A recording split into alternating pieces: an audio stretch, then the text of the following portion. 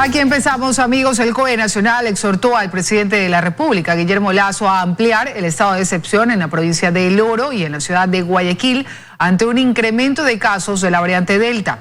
Este viernes nuevamente se reunirá para tomar medidas complementarias que se puedan tomar fuera del decreto. A horas de que concluya el estado de excepción que se decretó por 15 días en la provincia del Oro y la ciudad de Guayaquil, el COE Nacional se reunió de manera urgente y por unanimidad resolvió exhortar al presidente de la República para que amplíe las medidas de restricción en ambos puntos del país. Esto ante un incremento de casos de la variante Delta. Porque lo que nos indica el Ministerio de Salud es si soltamos o dejamos un solo minuto sin medidas y la gente empieza a salir, especialmente desde El Oro, podríamos tener ese riesgo enorme de que esto se genere y se vuelva explosivo en otras provincias. Según los datos del Ministerio de Salud Pública, en el país hay un total de 85 casos de la variante Delta, 4 en Azuay, 3 en Cañar, 59 en El Oro, 10 en Manabí, 5 en Guayas y 4 en Pichincha. Estos forman parte de los 244 casos de alguna variante de interés detectada hasta el momento en el Ecuador. De Alfa tenemos 88 casos.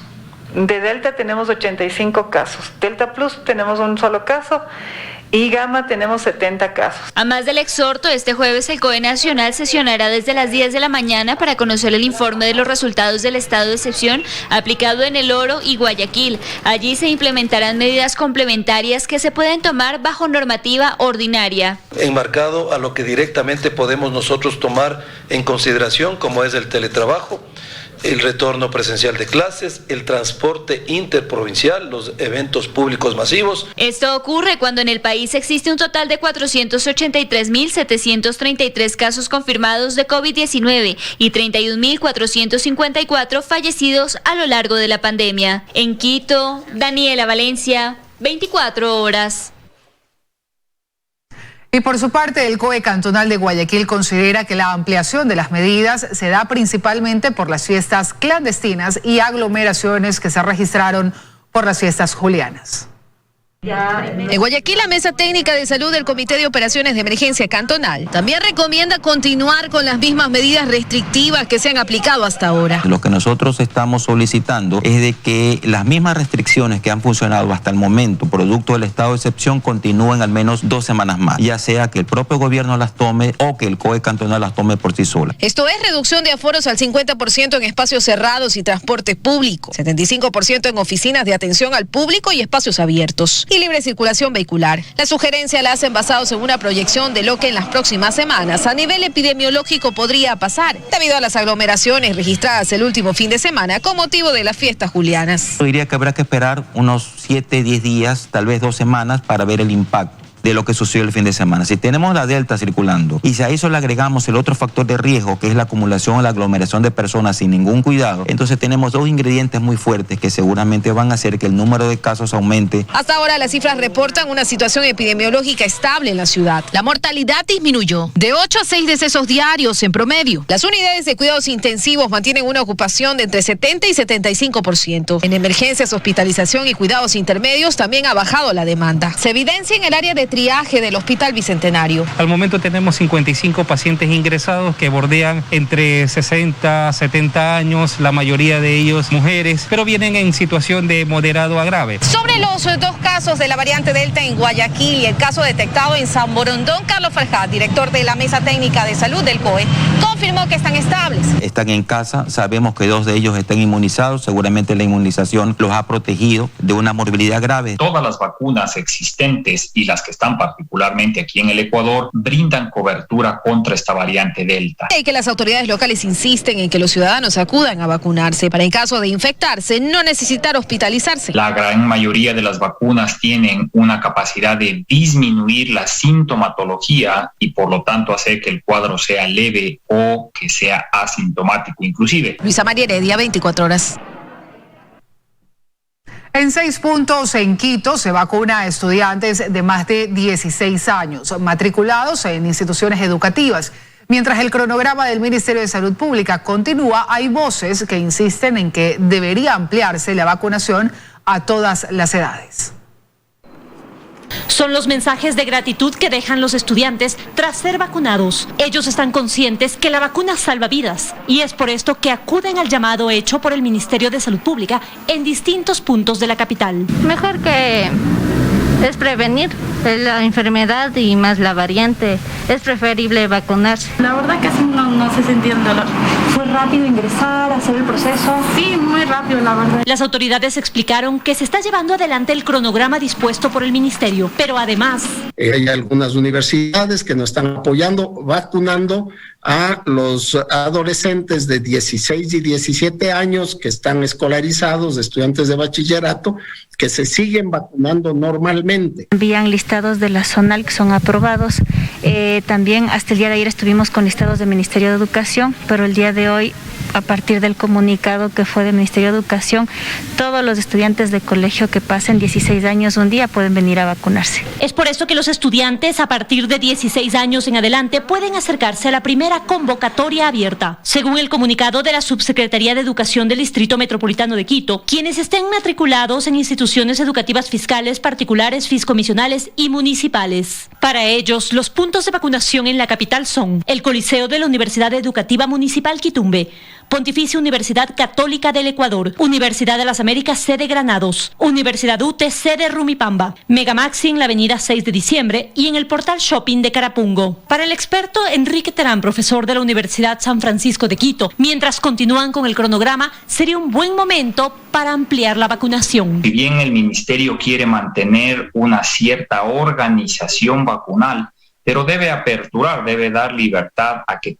todos quienes quieren vacunarse, independientemente de la edad, siempre y cuando cumplan con lo que tiene todavía establecido el país, que es 16 años en adelante, lo puedan hacer de manera voluntaria y lo puedan hacer de manera inmediata. Este es el centro dispuesto por la Universidad Católica de Quito, donde varias brigadas atienden a los estudiantes. Pero además, explica su coordinadora, prácticamente han terminado con la vacunación de los estudiantes de este centro universitario. Aparentemente tenemos un 99% ya vacunado de lo que es PUCE. Hemos apoyado también convenios con Politécnica Salesiana. Y recuerdan que también están aplicando la vacuna a partir de los 12 años con certificado médico por enfermedades agravantes. En Quito, María Gracia Acosta, 24 horas. En su segundo día de agenda en Perú, el presidente ecuatoriano Guillermo Lasso mantuvo varios encuentros bilaterales con sus pares de la región. Invitó al flamante presidente peruano para que Ecuador sea el primer destino que visite. En el bicentenario de la independencia de Perú y la toma de posesión de Pedro Castillo como presidente de ese país, el presidente ecuatoriano Guillermo Lasso tuvo varios encuentros para fortalecer las relaciones bilaterales. Este miércoles continuaron sus reuniones de alto nivel con el presidente de Perú. Es importante fortalecer aún más las relaciones entre Ecuador y Perú. Y he aprovechado esta oportunidad para conversar personalmente con él sobre temas de interés común, como la posibilidad de una escuela binacional en la zona fronteriza. Hemos hablado también de su interés por los sembríos de flores, que ojalá los visite muy pronto, lo he invitado al Ecuador. Además, Guillermo Lasso tuvo un encuentro con el secretario de Educación de Estados Unidos. He agradecido la donación de vacunas de Estados Unidos, he pedido más y hemos hablado también de un eventual Tratado de Libre Comercio de Ecuador con Estados Unidos. Asimismo, dialogó con el jefe de Estado de Chile, Sebastián Piñera. Con él toparon el tema de la recuperación post-pandemia. Fortalecer las relaciones internacionales y de manera individual cada país de la región. Y como región requerimos de una apertura económica como la que ha llevado a cabo Perú, Chile, Colombia a través de la Alianza del Pacífico, donde quiere insertarse el Ecuador de pleno derecho. De igual manera, se reunió con el presidente de Argentina, Alberto Fernández. Con él trataron, entre otras cosas, la importancia de la generación de espacios de unidad. Tenemos preocupaciones semejantes, el problema de las vacunas, el problema de lograr la inmunidad de nuestros pueblos lo antes posible, el problema del trabajo, de recuperar el trabajo, en la formalidad, el problema de garantizar un desarrollo igualitario para todos, con lo cual yo diría que es una reunión que ha sido mucho más que productiva. El El nuevo mandatario del Perú recalcó la presencia del presidente de Ecuador y dijo que tienen nuevos retos y desafíos más allá de las fronteras. En Quito, María Gracia Acosta, 24 horas. 5 años después del terremoto de 2016, la Asamblea aprueba una ley para la reactivación de Manabí y Esmeraldas. El proyecto habla de la creación de viviendas dignas, formación para emprendedores y agricultores, además de la flexibilización de trámites. 5 años han pasado desde este día que jamás olvidaremos. 5 años desde que miles de familias perdieron al menos a un ser cercano. Otras sus casas, negocios o todo a la vez. Luego de 5 años de este momento, la Asamblea aprueba una ley de reactivación económica para Esmeraldas y Manabí. Según dice el texto, se pretende generar condiciones para reactivar a los sectores productivos con estímulos. Se plantea además crear infraestructura, formación para emprendedores, fomentar el turismo, agricultura, ganadería y pesca, además de facilitar los trámites de exportación e importación a pequeñas y medianas empresas. También habrá programas especiales de acceso a crédito, con condiciones preferenciales por parte del gobierno a través de la banca. El proyecto fue presentado en 2018, hace 3 años, por la hoy ministra y en aquella época asambleísta Mae Montaño. Inicialmente se planteó un proyecto solo para Esmeraldas y luego se incluyó a Manabí. Tras el terremoto se entregaron cerca de 3.000 millones de dólares a 33 instituciones del Estado. Gran parte de esos recursos fueron aporte de los ciudadanos a través de la Ley de Solidaridad. En octubre del 2016, tras un informe de Contraloría, se abrió la primera investigación por posibles actos de corrupción. Hay 4 investigaciones actualmente: por peculado, lavado de activos, delincuencia organizada y tráfico de influencias. No hay sentenciados. El proyecto de reactivación económica para Manabí y Esmeraldas, aprobado por la Asamblea, pasará a conocimiento del Ejecutivo para su aprobación o veto, en un plazo máximo de 30 días. Dayana Monroy, 24 horas. En otro tema, según un informe de inteligencia, las bandas que operan en el interior de las cárceles del país están relacionadas con cárteles de droga. Ante esto, la ministra de Gobierno pide coordinación con autoridades, especialmente de los gobiernos autónomos descentralizados. Estamos frente a un fenómeno de criminalidad complejo. La ministra de Gobierno se refiere a lo que ocurre en las cárceles del país. Dice que estos problemas tienen 2 razones. Una es un fenómeno de existencia dentro de las cárceles de grupos y de bandas organizadas, estilo choneros, lobos y otras, que tienen vinculaciones con organizaciones de tráfico internacional. Y eso se traduce también en inseguridad fuera de las cárceles. Desde dentro de las cárceles se maneja cierto tipo de acciones de carácter delictivo que se producen dentro de la ciudad. Según Vela, en Ecuador existe un problema de narcotráfico. Existencia de relaciones entre bandas que se encuentran dentro de las cárceles con cárteles de droga. Y la Policía Nacional en este momento ha tomado el control de ambas cárceles. Pero para mantenerlo en el futuro es indispensable que todos trabajemos en la solución del problema de fondo, porque de lo contrario vamos a tener que estar entrando a cada rato. Y la solución que plantea es la coordinación entre instituciones, que en gran medida depende de los gobiernos autónomos descentralizados. Algunos legisladores cuestionan sobre el financiamiento para este plan de seguridad. Pero no planteamos el problema fundamental, que es dónde está la plata para solucionar todo esto. El que tengamos policía con mejores equipamientos, formación, tengamos más fiscales. El presupuesto no tiene nada que ver con que el presidente de la República todavía no haya designado a su representante en el organismo técnico del sistema penitenciario. Y sobre seguridad ciudadana, Vela dijo que tienen financiamiento para llevar 100 UPCs a cada barrio dependiendo de los índices de violencia de cada sector. En Quito, Andrea Samaniego, 24 horas. Y luego de una reunión en la Presidencia de la República, el director del Servicio Nacional de Atención Integral a Personas Privadas de la Libertad, SNAI, Fausto Cobo, aseguró que en los próximos días el primer mandatario, Guillermo Lasso, emitirá un decreto para designar al presidente del directorio del SNAI, con lo que se podrá convocar a una sesión para tomar decisiones que lleven a solucionar la crisis en las cárceles del país.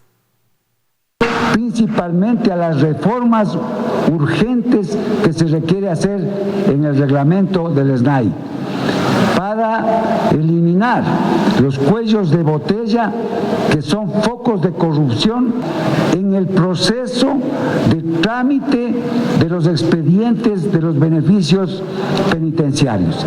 También aquí en esta reunión han estado presentes el Cuerpo de Ingenieros del Ejército y la Escuela Politécnica del Ejército, que son los que están manejando el tema de la infraestructura y de la tecnología que tiene que ser implementada de urgencia en la cárcel de La Tacunga. Parte de los fondos del Instituto de Seguridad Social de la Policía habrían sido utilizados no para comprar bonos, sino para otorgar préstamos no autorizados. Según Fiscalía, en este tipo de operaciones se habrían utilizado no menos de 32 millones de dólares. Documentos a los que este noticiero ha tenido acceso permiten dimensionar parte de lo que ocurría con los fondos del ISPOL. La compañía Envases del Litoral S.A. suscribió en 2019 un contrato con la firma panameña Forban Holding S.A. con el objeto de recibir 4 millones de dólares como préstamo al 8,5% de interés anual. Por pedido de la compañía panameña, los pagos debieron realizarse en la cuenta del Banco Central a nombre del Depósito Centralizado de Valores de Cebale. No es, sin embargo, hasta el inicio de la investigación que lleva Fiscalía, que los directivos de Envases del Litoral se enteran que el dinero prestado por Forban Holding S.A. pertenece al Instituto de Seguridad Social de la Policía Nacional. Por eso, el pasado 21 de julio, esta compañía se contactó con la entidad para acordar un convenio de pago con el que resolvieron cancelarles directamente el saldo de capital e intereses, correspondiente a $1.054.000. Se trataría de una operación paralela al mercado bursátil, pues al ISPOL se le informaba sobre presuntas compras de bonos, cuando realmente se estaba usando parte de sus fondos para otorgar préstamos. Todo esto a espaldas de la institución. Todo esto con no menos de 32 millones de dólares. Faltan 50 días para que termine la instrucción fiscal. Y al momento, César Suárez, fiscal del caso, se encuentra recabando evidencias, receptando versiones. Asimismo, Fiscalía ha dispuesto ya la designación de un perito contable bursátil, esto a efectos de determinar primero el perjuicio que se ha causado a la institución y además determinar si todos estos actos bursátiles eran determinados o no permitidos de acuerdo a la normativa vigente, así como también diligencias documentales a efectos de afianzar la acusación que Fiscalía pueda realizar en esta etapa. Por falsedad de información en el mercado de valores, se han abierto 2 procesos investigativos. Uno en el que se observa la participación de Javier Neira como titular de la Casa de Valores Citadel. Y en paralelo, otro proceso donde se pone la lupa a las acciones del Depósito Centralizado de Valores de Cebale. Al momento, 6 de los 7 procesados se defienden en libertad. La mañana de este miércoles le fue negado por voto de mayoría el pedido de apelación a la prisión preventiva que pesa sobre Neira. En Guayaquil, Carlos Acoto, 24 horas. Menos trámites y más eficiencia para exportar es la meta fijada por el Ministerio de la Producción, Comercio Exterior y Pesca con la simplificación de trámites. El objetivo es beneficiar a cerca de 3.000 empresas en su gestión de exportación. Sonia tiene una microempresa en la que vende productos derivados del café y frutas deshidratadas. Hace 5 años intenta exportar, pero la cantidad de trámites que debe cumplir para eso se ha convertido en un camino interminable. Bueno, en realidad son tantos los trámites. Si usted empieza con el registro sanitario, que se lo empezó a agilitar un poco, pero ahí es la suma de muchos, porque un documento que usted lo llene mal, pues todo le retrasa. Del otro lado encontramos a Edison. Él elabora suplementos alimenticios a base de chocho. Sus harinas y granolas se encuentran ya en perchas de Estados Unidos y Reino Unido. Es decir, superó la tramitología. Lo que aún no le permite avanzar es la falta de mercados, y eso lo debe buscar el gobierno. Lo que ha sido difícil es buscar mercados fuera de las fronteras, la internacionalización, eso yo me atrevo a decir. El Ministerio de la Producción y Comercio Exterior asegura haber identificado el problema y por esta razón firmó convenios de cooperación con Agrocalidad, Aduana, Servicio de Rentas Internas y la Agencia de Regulación, Control y Vigilancia Sanitaria para simplificar trámites y facilitar la exportación. que van a haber ventanillas en cada una de las instituciones relacionadas con la calidad, ARCSA, Agrocalidad, SRI, Subsecretaría de Producción, para poder apoyar a los exportadores para que puedan sacar sus registros mucho más rápido.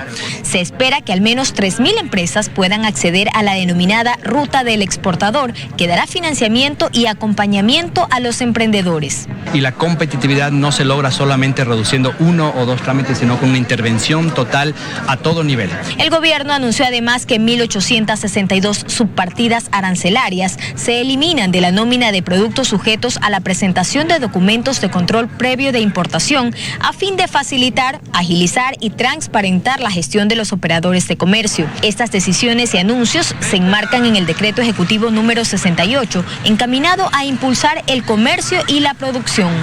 Joana Ramos, 24 horas. El gobierno espera que a más tardar en marzo de 2023 se firme el contrato para la construcción del quinto puente en el sur de Guayaquil, obra esperada por más de una década. El Ministerio de Transporte asegura que ya hay más de 15 empresas interesadas. Lleva al menos 13 años en papeles. De este proyecto se escucharon noticias por última vez en 2018, cuando el gobierno del presidente Moreno abrió el proceso para su construcción. Dentro de los planes estaba trabajar en la modalidad de concesión, pero un año después todo se hizo agua. En la mesa quedaron 3 opciones: delegar su construcción a la empresa privada, empezar una nueva licitación o entregarle la competencia al municipio de Guayaquil, que para entonces la pedía. Los meses pasaron, terminó el gobierno y el proyecto no logró concretarse. Se trata del llamado Quinto Puente, que sumado a una infraestructura vial de 44 kilómetros, busca conectar el sur de Guayaquil con Durán y la vía Puerto Inca-Naranjal. La alcaldesa de Guayaquil, Cintia Viteri, aprovechó su intervención en la sesión solemne por la Fundación de Guayaquil para insistir al gobierno central en que es necesaria su construcción. Tuvo una respuesta favorable de parte del presidente Guillermo Lasso. Lo vamos a hacer realidad. El ministro de Transporte y Obras Públicas, Marcelo Cabrera, dice que de la construcción del quinto puente se encargará la empresa privada. Claro, con el control del ministerio que preside, dijo que ya hay varios interesados. Adelantó. Han solicitado ser inscritos 15 empresas de diferentes países del mundo. Empresas, por cierto, ecuatorianas, chinas y de otros sectores, italianas, etcétera, que quieren ser parte de este proceso. Seguirán recibiendo propuestas hasta finales de 2021. Las calificarán durante 2022 y a más tardar en marzo de 2023 esperan firmar el contrato. Desde luego también debemos obtener el decreto de excepcionalidad de la Presidencia de la República. El presidente nos ha pedido, y en eso estamos trabajando, la máxima agilidad en el proceso. En años anteriores se ha estimado que el presupuesto de la obra oscilaría entre los 800 y los 1.000 millones de dólares. El privado evaluará a su riesgo el presupuesto de obra y de operación y mantenimiento, que es el OPEX, y el privado propondrá el plazo de delegación, esquema tarifario y las estaciones de peaje. Con su construcción se aspira a facilitar la conexión del sur de la ciudad con la red vial estatal, agilitando el tránsito de vehículos pesados y descongestionando la vía perimetral. Un anhelo de más de una década. En Guayaquil, Carlos Acoto, 24 horas.